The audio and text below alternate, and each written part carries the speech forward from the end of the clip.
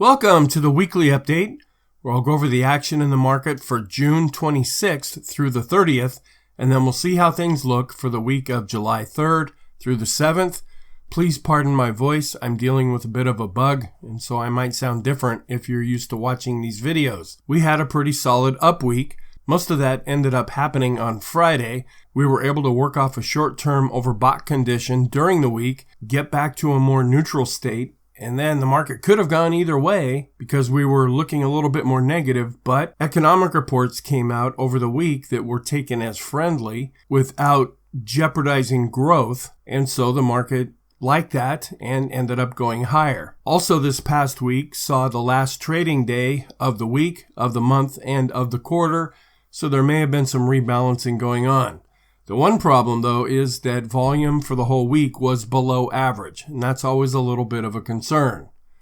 Before I get started, please know that there's a PDF of all the slides and charts that I use in this video that you can access in the description below this video. I'm also trying a new idea with the daily videos, where I usually do a daily video that is about 30 minutes or so long. I'm trying to do a condensed version. I'm not quite sure how long that will be, maybe 10 minutes or so. I know a lot of you are busy. I know a lot of you can't really keep up with things. Let me know what you think if you watch any of these videos. The idea is that I just hit the high points, and then if you are in a position to initiate anything new, you're looking to get in, you're looking to get out, then you can go watch the longer term version of the video, and I'm trying to meet that need that you might have. Also, I have a private Facebook group that you're welcome to join. There will be a new poll that is posted after I finish with this video. I'm really trying to keep an eye on YouTube comments. I like people that comment. I just don't want the garbage comments that don't mean anything or that are posted by bots. Videos are also posted on Rumble as well as YouTube. Here is the Rumble channel in case you need to access that. All right, let's go back and talk about the week. For the week, we were up 2.35% with the S&P 500, but volume was below average. The technicals are still positive overall. We're looking a little overbought on some charts that I'll go through and show you, but we are seeing a lot of improvement on the daily charts, and I'll try to do a comparison as we go through these charts. The market is still fixated on inflation and interest rates. A week ago, we were worried about growth concerns, possibly that on a global basis, things were slowing down too much, and where do you go for safety during that period of time? Where do you go where there's some growth that's actually going on?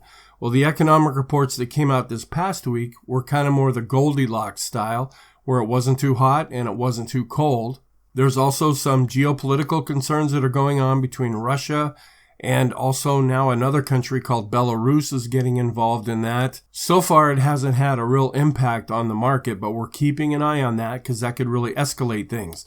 The country of Belarus, which is where I reside, by the way, is right in between Russia and Poland with Ukraine to the south. So it's right in the middle. And if things really pick up in this area, that could really turn it even hotter than it's already become. The condition of our trend, it is getting stronger. It is positive. The green line's on top, and we saw that green line advance this past week.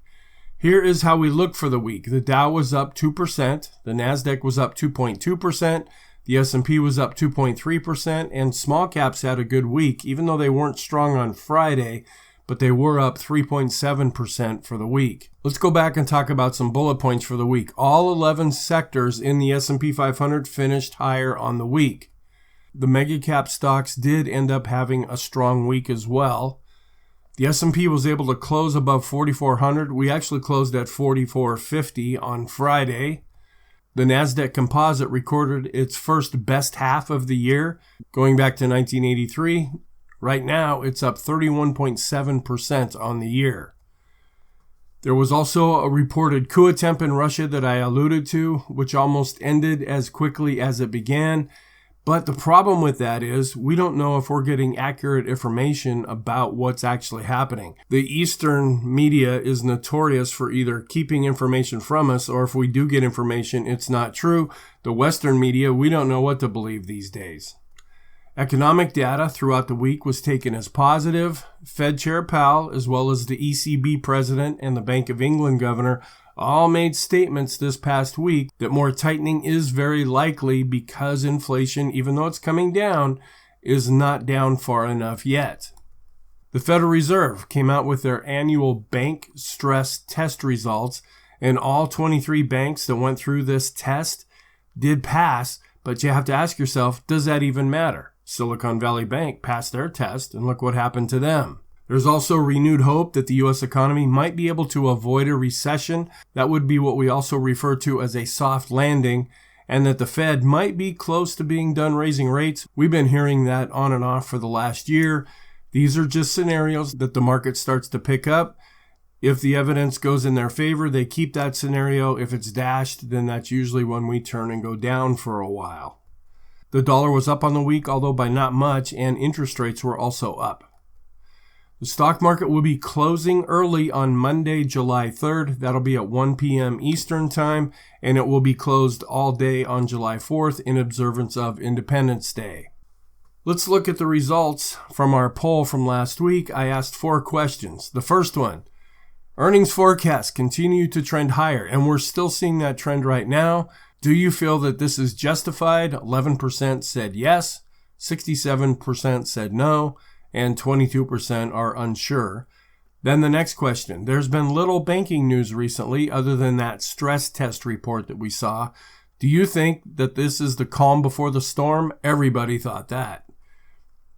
Our next question, do you think the weakness that was seen in this past week, that was a week ago, is a short-term pullback or a reversal to a downtrend? 45% said that we were in a short-term pullback, which that appears right now to be the case, where 55% thought that we were starting a new downtrend. And then the last question, do you think the S&P 500 will go back above 4,400 first? Well, we've already done that, but at the time of this poll, 27% thought that. 36% thought that we would go back down below the August 2022 high. And then 36% also thought that we would chop around and not either hit 4,400 or the August 2022 high. It turns out that the very first one ended up being what happened. I do have some Isabel Net blog charts to show you. This is really coming down with the insider transactions. We had been getting to a bearish spot. There could be a little bit of correlation between the weakness that we saw earlier in the week and this reading, but now it's really coming down. So right now it's dropped down to more of a bullish sign. Then we look at the probability of a recession being calculated from the yield curve. I just love these forecasts. These are red lines. People don't know what's going to happen. They draw lines whatever direction they want to. But based on this, there's an 80% chance that we are going to go into a recession. Now, there's a lot of other evidence that we look at that suggests that we may not go into a recession. Then we look at the seasonality of the S&P 500, where typically in the first 6 months of the year, the first half, we tend to have more of a positive flare, and that's the red line. That's what the S&P has been doing.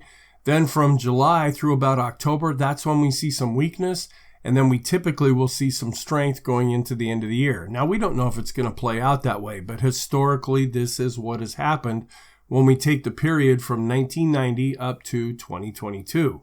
We're also looking at the money market inflows. And if we keep going at the same pace that we have been, it will be a record year. People are taking their money out of the savings accounts and putting them into money market funds because they're getting a better return. Now, we're not necessarily taking that money out of money markets and putting it into the stock market. They're just keeping it in the money market. And I drew this red arrow on here where this is part of the justification why prices are going higher. If you look at not only what Morgan Stanley thinks, but the consensus, they continue to go up as we look farther out into the future. And this is what the market uses to justify if a stock price or prices altogether should go up or down. Then we're looking at the equity allocation. It's now at 60%. That just means that 60% of clients at Bank of America are in the stock market. Then just to keep an eye on things, earlier in the week I had a UK chart that we looked at. Well, now we're looking at Japan, where it's seeing a lot of inflows into their market, both on a week-over-week basis and then on a 4-week average basis. Then here's some more projections. Core PCE and CPI, they are anticipating at Goldman Sachs that we are going to decline with both, and that eventually in about March of 2026 we might get back down to that 2% level. Then the flow winners and losers year to date. This is what money is going into what assets. Now the first one they have here is government bonds, but we're seeing other information that says there's outflows in bonds. A lot of people are still hanging in there with cash, a lot of investment grade bonds, and some money's even going into mortgage-backed securities with equities being a little bit positive. And then you have all the other areas like commodities, gold, emerging market debt, high yield bonds, where we're seeing a lot of inflows into there. They're saying that it's negative. And then inflation plays are also underwater right now as far as flows of funds. Last week, I was not able to do this part of the video because it was a 3-day weekend and current market valuation didn't update their charts until midweek this past week. Fortunately, with this weekend, they did update them. Overall, with our market valuation index, we are overvalued, which kind of lines up with what we're seeing in our sentiment indicators. Looking at the historical chart of the values over time, we're a little bit above this 1 standard deviation. When we go above that, we're considered to be overvalued. Then we also look at the Buffett indicator model, which takes stock prices and compares them with GDP. We're also above this 1 standard deviation level, suggesting that we are overvalued. The price to earnings model, also above the 1 standard deviation, so that's overvalued. Interest rate model, this is fairly valued, and that might have to do with the fact that interest rates are still historically low, and we have a number of yield curves that remain inverted. The S&P mean reversion model, are we getting far away from the average price over time? The gray line is the historic trend line, and we are starting to get far away above that, so we're considered to be overvalued. Then we look at some recession indicator models. This is the yield curve model. Again, because so many yield curves are inverted, this is very high and very probable that we may go into a recession. But at the same time, keep in mind that there's other evidence to suggest that we won't. The state coincidence model is normal right now. If this gets above 25 states where this chart is rising, that means that we're probably in a recession. This reading still continues to be relatively low. Then we look at sentiment models. We looked at another chart earlier in the week saying that there's an increase in margin debt. Well, we're also seeing an increase here. It's not even up to the historic trend line yet. The junk bond spread model is also neutral. It's above the gray line, but it's still below the 1 standard deviation. Let's get into our charts and analysis. Here's an intraday chart going back to Monday, where we did end lower in Monday's session. Tuesday saw some nice strength, but then we ended up gapping lower into Wednesday. We came right up, hit the high, which seemed to correspond to last week's Wednesday's high level, before dropping down and really not changing all that much. Before dropping back down and actually closing negative, we chopped around quite a bit on Thursday. And then when the economic reports came out and there was some positive company news, we really spiked up higher on Friday. We went above R1, R2, spent a lot of time at R3, even broke above that before closing right at about 44.50. So for the week, all the indexes ended up being up, with the small caps actually being up the most. Now this only looks at the 5 trading days of the last week. It doesn't go from Friday to Friday. It only looks at Monday through Friday. Then year to date, we have the NASDAQ 100, the NASDAQ, and the S&P doing the best, and all of the other indexes continue to be positive. Then going back to the all-time high, all of the indexes continue to be negative, with the small caps being down the most, followed by the NASDAQ. Our different sectors, all the sectors were up on the week. We had real estate, which has just been getting hammered lately. It did the best, followed by energy, another area that's been quite weak. And then some of the more boring areas, materials, industrials, tech, had a fairly good week. Looking at the bottom, staples, which have been struggling lately, they were up, but up the least, followed by healthcare and utilities. These are 3 areas that have really been suffering lately. They're more value plays than they are growth plays. Looking at our relative rotation graph, where we see that communication is starting to get a little bit weaker here. That's the yellow line, where it's going from a leading spot down into a weakening spot. Tech continues to be strong, and discretionary also continues to be strong. All of the other areas are down here in the lagging parts, but we are seeing a bit of a bounce in the financial sector. Now, there was a report that came out this past week and a chart that I showed in the video suggesting that there's a lot of insider buying in the financial sector. If you project back 8 to 10 to 12 months, there was a lot of money going into the tech sector, and that's before the whole AI craze started to hit. Is the same thing going to happen with the financial sector? We don't know. It's a gamble pretty much at this point, but there are some positive things that are happening in the financial sector. We're just not seeing that on the charts yet. Looking at the sectors, again, going from Monday through Friday, where all of the sectors were up except for utilities. Going back to the beginning of the year, we have tech, communication, and discretionary doing the best. Where healthcare, energy, and utilities are underwater, these are more defensive. Where the areas that have been up are more growth. Going back to the all-time high, energy is still in the lead. Industrials and tech are positive, and then all of the other sectors still remain negative. Looking at sentiment, we're at 80 right now, which is extreme greed is what they call it. I say extreme positive, and here's a historical chart. When we get above 75, that's usually when we look at starting to do a contrarian move at that point, but we can last at this level for a period of time, and we want to wait until we see confirmation in our charts that we're actually turning and going down. We also had the recent survey from the active asset managers where they had come up to this 80 level and then dropped back down a little bit. This data is 1 to 2 weeks old, so the reflection from Friday has not been registered in this chart yet. Here's another reading also showing how it's come down from being at 80. Usually 80 and above is when we start to get extreme positive, where we're dropping down now to a more neutral yet positive reading.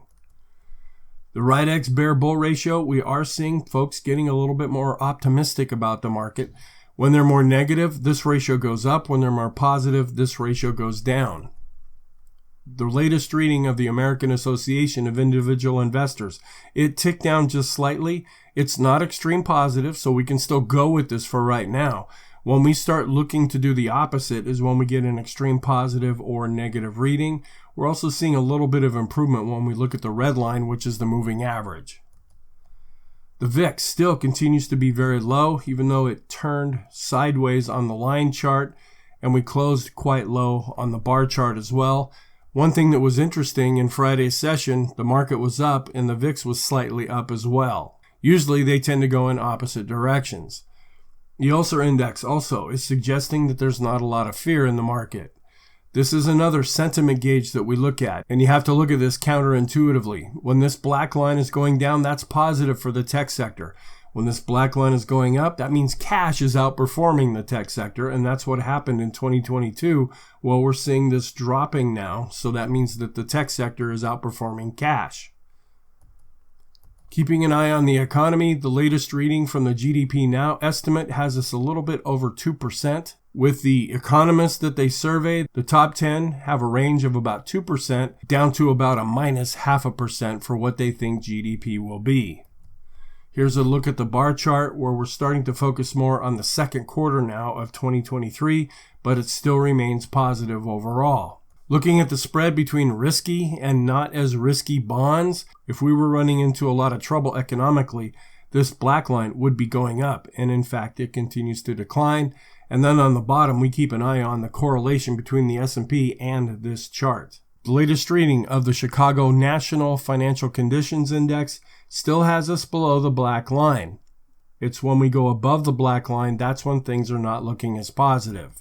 Then the next chart is the bank tightening standards. This hasn't been updated since May 8th. It just shows that they're getting a lot more stingy with who they lend money to. Also, the real-time SOM recession indicator, it's still below the black line. When we get nervous is when it goes above the red line. But this also has not been updated since June 2nd. The smooth recession probabilities hasn't been updated since June 1st. Again, we're around the black line. We get nervous when we start to go above the red line. The Brave Butters, which has been updated, this is a concern area that we've been watching. It had been going up, and when this goes up, that is cause for concern, but now it's starting to turn back down. Keeping an eye on inflation, we did have the PCE report that came out on Friday. That's why we're seeing this green line ticking down slightly, but we're still pretty much at the same forecasted levels. Keeping an eye on the Fed. As of the close on Friday, there's an 86.8% chance that they will raise rates 25 basis points at the next meeting. Here is a look at where we were at on Friday, and then the day before, and then the week before, and then a month before. And more people are getting into the camp with this Goldilocks type of strategy with the economic reports.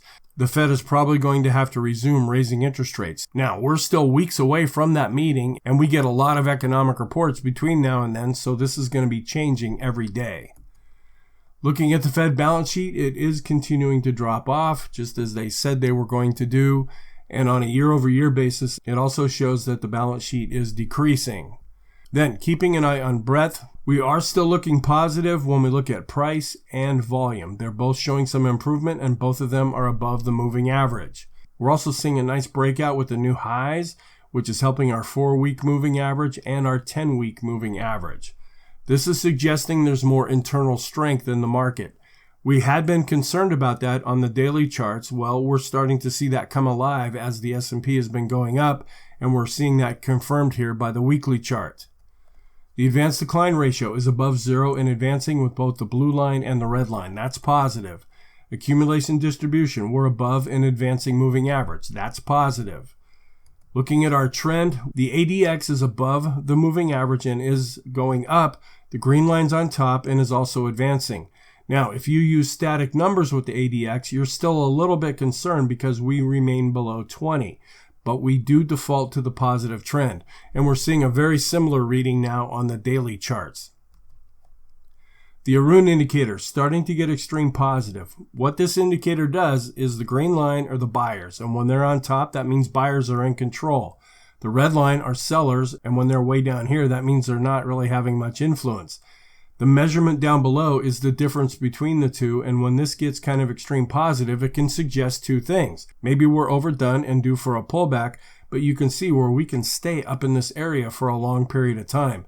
So it could also suggest that there's good momentum. And we're back to seeing a very similar reading on the daily chart. The mass index is not producing a signal right now. We only watch for that signal when we deal with the red dashed line and the blue line. Our longer term charts, by first looking at a daily chart where we are breaking out above the previous high, we might have some overhead resistance if we continue to go up. We'll be watching this pivot level if we start to fall back. This is a daily chart, and notice how for most of the week, volume did remain below average. Looking at our trend channel going back to 2009, we are above the midpoint and advancing, so that's looking more positive. Looking at the pivot points chart, we are above the monthly pivot and advancing, so that's positive. We're above the 50-period simple moving average, which is positive, and when we look at our long-term trend, we continue to be positive. The McClellan oscillator starting to get a little extreme positive, but we could still go higher with this indicator. Our summation index based on price is positive, but we are declining slightly based on volume. The Swenlin trading oscillator based on price and volume are both above 0 and advancing. That's positive. The bullish percent index, and we're seeing almost the same reading on the daily chart. We're above 50 and advancing. The PMO is one of the oscillators that we look at. Overall, it continues to go up. We're above 0 based on price, and we're also above 0 based on volume, even though we fell back slightly on the volume. Our PMO study, we're starting to get a little extreme positive with the PMOs that are rising, and we're seeing that on the daily chart. We're seeing a bit of an improvement with the buy signals, even though we were pretty much flat, and we are seeing some improvement with the PMOs that are above 0. Bollinger Bands, we're getting near the upper side of the upper Bollinger Band, so we want to be aware of that, but we haven't quite crossed over into this extreme positive territory, at least yet. Looking at all of our different oscillators, they continue to be positive across the board. We're looking more negative with the daily charts, and we're looking more flat with our longer term oscillators. Chaikin money flow continues to be positive, and the Chaikin oscillator, after being extreme positive, fell back. We're kind of right on the verge of being extreme positive again. The money flow indicator is above 50 and advancing and not extreme positive, at least yet. The rate of change going back 1 week is positive since we had an up week. Going back 50 periods, we might be getting into that extreme positive territory, but we could still continue to go up further. The force index is above 0 and advancing. That's positive. The RSI based on 14 weeks is above 50 and advancing. That's positive. The special K, this is a concern. On the daily chart, we're seeing a crossover positive. On the weekly chart here, we're seeing a crossover negative. So that's a bit of a discrepancy. The Stochh RSI is starting to get extreme positive, and the Williams percent R remains extreme positive. The vortex coming down from being extreme positive, but the green line is still on top. So we are positive with this chart, but maybe a little overextended. The Copic curve. We're not seeing a Copic curve signal on the daily charts anymore, but we continue to see a Copic curve buy signal on the weekly chart. Ultimate Oscillator is remaining extreme positive, but it could still go up further. Looking at our longer-term fib retracement levels, we're well above all of these levels. We're well above all the moving averages. The Heiken Ashley on a weekly basis is looking positive, as is the Kagi. The black line is pointing up. The Renko is still looking positive, and the 3-line break is still looking positive. On this next chart, I really show two different things. Up above, it's an equivolume chart. When it's green and going up, that's positive. When it's red and going down, that's negative. The thicker the candle, the more volume is behind a particular move. We are pretty positive overall. Looking at the ease of movement down below, this measures the path of least resistance for prices. We actually saw it coming down a little bit on our 14-week chart. We did have a new X drawn in the point and figure weekly chart. We're still working off of a signal, which was an ascending triple top breakout that was generated on May 15th. So this is still looking positive. Our different trading systems. The Elder Impulse system for the S&P 500 has switched back to a green bar. That is positive. And we're seeing the dots underneath with the parabolic SAR system. Now on the daily charts, it had switched over to negative with dots on top, but after Friday's session, we now have a dot underneath. Some broad market looks. Here's the S&P, and then we have the mid caps, which are showing more internal strength, but the index itself is showing a little bit of improvement, but not a lot of strength. We're kind of seeing a similar story with these small caps. The Dow continues to be in an uptrend. The Nasdaq is still in an uptrend. The Nasdaq 100 is in an uptrend. The mid caps trying to get back more positive and giving us a recent golden cross. The small caps are still negative, also trying to improve, but not near a golden cross, at least yet. The NYSE remains in an uptrend. The Wilshire is also in an uptrend. All stocks continue to be in an uptrend. The biggest software companies are in an uptrend. FANG continues to be in an uptrend. We're keeping an eye on this previous all-time high. Will that act as overhead resistance? If we continue to go up, will we be able to break through that? ARK was actually up 4.75% on the week, and we're seeing a golden cross here. We saw a golden cross on the daily chart, and now it's being confirmed by what we're seeing on the weekly chart. Also keeping an eye on the bank index, where it's in a negative trend overall. The RSI is starting to show some improvement, but it's still below 50. The MACD is rolling over and trying to turn positive. Again, we are seeing some insider buying coming into the financial sector, which includes the banks. The deposits are ticking back up a little bit as people aren't hearing about this banking crisis as much right now, so they're willing to put some money back into banks. This is where we're seeing something positive as well, but it's not as evident on the weekly chart. The Dow's been holding up okay, but we're seeing some strength in the transports and possibly a breakout. And there's a real strong correlation between the S&P and transports. When the transports are doing well, that gives support to the S&P. When the transports are not doing well, that can really drag the S&P lower or at least keep it from going higher. We're seeing continued weakness overall in the utilities. Some broad market measures. The CRB index continues to be in a downtrend. Copper is just about ready to give us a death cross here.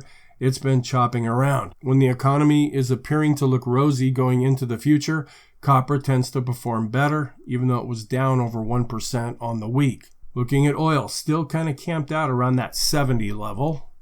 The dollar was up just slightly on the week, but is still in an overall downtrend. Gold continues to be in an uptrend, but we are seeing some recent weakness. Kind of the same story with silver, uptrend, but weakness. Looking at bonds and interest rates, the bond ETF still is chopping more or less sideways, but continues to be in an uptrend. Stocks continue to outperform bonds on this monthly chart. Treasury yields kind of chopping more or less sideways. They really spiked up on Thursday, but then we saw a decline on Friday. Looking at the weekly chart and internationally, the UK has the highest interest rates right now, followed by the US, which is green, and then Germany, which is blue. I am keeping an eye on the red line here. That is Japan. They have their own little story. that may evolve into something more severe. We're just keeping an eye on that for now, but this also explains why their interest rates are so low. Another thing that we're keeping an eye on too is the MOVE index. That measures the volatility of bonds, and it did pick up a little bit. Now this is a daily chart, where the VIX is showing a real decrease in volatility of stocks. The spread between the two is starting to lessen a little bit as the S&P has been going up, but we're not seeing a real strong correlation right now. In fact, they're having a slight tendency to go in opposite directions. Then we look at the 1-month yield and subtract the 3-month yield. We're getting more of a negative number, which is what we would suspect to get. Some relative studies. Here's a look at the intermarket analysis chart going back to the beginning of 2023.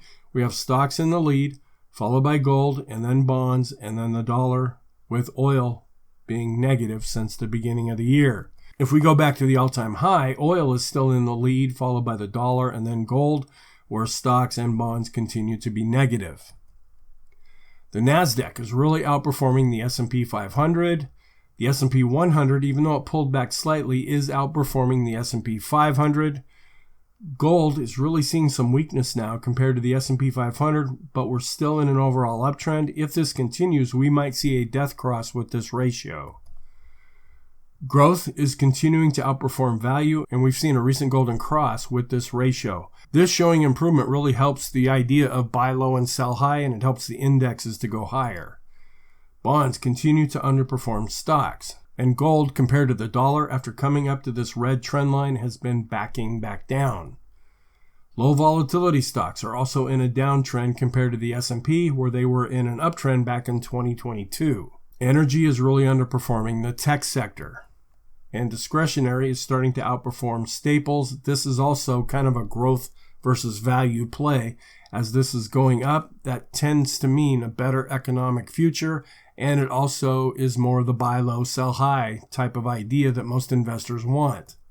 Looking at our secular and cyclical trend studies, this is longer term, and in the daily videos, when I say we have positive backdrops but I don't show you a chart, this is the chart I'm talking about. The signal was registered back in October 2022 when we hit that low, and we've been bouncing up off of that. And this is more or less indefinite as we're going forward. We have a similar signal called the ZWAG NYSE Breadth Thrust, which was triggered back in March when we had an extreme negative reading and then it immediately shot up. This also stays pretty much indefinitely on the books, and I don't always show it in the videos that I do each day. We're also looking at a positive sign from the Zahorchak method, where it had been negative for 2022 and 2023. Now it's generating a longer-term buy signal.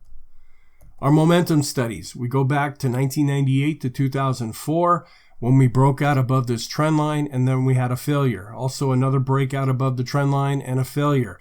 Well, if you look at what the MACD was doing at that time, it didn't confirm that breakout. Then we look from 2007 through 2010. We also saw another breakout above the trend line, but the MACD was flat, so this ended up actually failing. How do we look right now? We're still above the trend line and going up, and the MACD at the time of this cross was positive, and it's now continuing to go up, suggesting that this breakout is still valid. Now, the further we go into the future, the less relevant this will become, but we still want to keep an eye on this. So what's our outlook for the upcoming week? Here's the economic calendar. Please keep in mind that the market will be closed on Tuesday. We'll also have an early close on Monday. The big report of the week will be the employment situation report, and then midweek we'll also be getting the Fed meeting minutes. We also get the ISM manufacturing on Monday and the ISM non-manufacturing on Thursday. Looking at the Stock Traders Almanac statistics, I'm going to go through this a little bit more because it's the beginning of a new month, where July is the best month of the third quarter. If we see strength in July, it's usually during the first half of the month. For the NASDAQ, after we get through about half of the month, it starts the worst 4 months of the year. We have options expiration, which will come out later. Going back 42 years, we're up 57.1% of the time and down 42.9% of the time. The week after options expiration, we're split 50-50. Then looking at the statistics for just July 3rd, which is Monday, we tend to be positive across the board seasonally. And then for the month, over the last 72 years, we've been up 58.3% of the time and down 41.7% of the time. Here is the new chart for the month of July, where we will be on the first trading day on Monday. We tend to see some pretty good strength. Then we chop sideways for a while. We will usually top out possibly in the middle of the month, and then we see some weakness going into the latter part of the month. Now, this is just what has happened historically. We might blow this chart all out of the water and do something completely different, but historically, this is what has happened. Then also looking at another historical chart where the NASDAQ tends to perform well into about the middle of July before we start to see some weakness. This is a monthly email that I get from Tom Bowley. You can subscribe to this. It's free. He just talks about July seasonality, and it tends to be a pretty strong month overall for the S&P 500. Energy is not very strong, where tech is pretty strong. Going into the first part of the month from July 1st through the 17th, we have a tendency to be up 25.91%. Then we hit a little rough patch in the middle, being down 13.85%. And then near the latter part of the month, we are up 21.07%. He says right here, going back the last 2 decades, the Qs, which is the NASDAQ 100, have outperformed the S&P 79% of the Julys and by 1.1 percentage points. Now, this varies a little bit in the other data that I showed you. You can see all different kinds of data to justify pretty much any position. Looking at our scenarios, and this is just for Monday, we're not really going with the down scenario right now, even though on a short-term basis we are overbought and we're a little bit overbought on an intermediate-term basis. We're going more with the up one, but also be aware, we're short-term overbought and somewhat intermediate-term overbought. We're definitely not going with the sideways trend right now because we have a shorter-term ADX chart and a longer-term ADX chart, and both of those are suggesting that we are in a trending environment and that trend is positive on both charts. Warning sign. This is based on how things closed on Friday, and it only applies to Monday's session. The bullish percent indexes on other indexes are diverging, where we're seeing more strength in the S&P bullish percent index. The VIX is still showing that there's a lot of complacency. There's just not much fear going on right now. In fact, the VIX is acting a little strange, and so there's another chart that I look at when that happens. We're not getting a signal from that chart yet, but we'll be keeping an eye on that. The cumulative new highs, new lows for the NASDAQ are showing weakness. The 3-month yield is above where it was back in 2007, right before the great financial crisis. Earnings season can be either positive or negative depending on the company. Positive signs. The parabolic SAR on the daily charts switch back to being positive after going negative. The longer-term positive seasonality and setups remain, and some of those I went through in this video. The long-term special K chart, which is a daily chart, is now positive where the weekly chart is negative. So that's a bit of confusion right there. The longer-term equity put-call ratio based on 253 periods and a moving average is turning positive. Now you have to think of that opposite, because when it's going down, that's positive for the market. When it's going up, that's negative. The S&P remains above a downtrend channel upper line chart that I haven't been showing lately because we're far away from that line. We're still favoring more of a risk-on posture, which means folks are preferring stocks over bonds. The transports are showing a lot of improvement and may be breaking out. Lower price levels may provide support, and so far, when we've been dropping, these support levels have held. The S&P is outperforming utilities, which often bodes well for the S&P 500. The NASDAQ and NASDAQ 100, they're holding up pretty well, but the NASDAQ has overhead resistance at a 61.8% Fibonacci retracement level, where the NASDAQ 100 has an overhead resistance level at the previous high. The Staples to S&P 500 ratio is declining, which is also positive for the S&P. The mid-caps have generated a recent golden cross, and we might be getting ready to see one with the small caps if we see follow-through buying. Small and mid-cap growth continues to be positive. So our conclusion, the S&P is positive, it's improving, but it is now overbought. Now this just applies to Monday's session based on Friday's results. In the short term, we're positive, but we're overbought. Intermediate term, we're turning more positive and showing some improvement, but we have a few indicators that are overbought. Long term, we still remain positive because we're above the 200-day simple moving average. Thank you. I hope you found this helpful. Please feel free to check out some of the other videos that I post. I hope you have a great weekend. If you don't listen to any other videos, I want to wish you a very happy Independence Day and I will talk to you the next time you tune into the video.